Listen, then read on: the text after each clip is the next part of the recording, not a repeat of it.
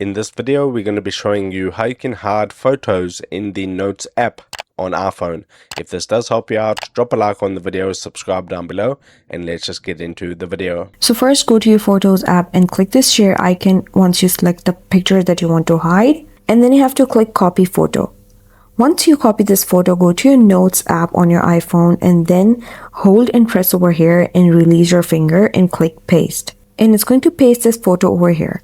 Now click these three dots on the top right corner and you have to click lock on this drop down. Click lock. Now enter your lock notes password and then click OK. Once you set the password, now you can just lock your picture over here by clicking this lock, and now you can see this note is now locked, and only you can see this because you know the code, and that's how you hide a photo on your notes in your iPhone. To view this note, you simply have to click view note and then enter the password that you set and then click OK. Once you click OK, it's going to open this note again, and that's how you do it.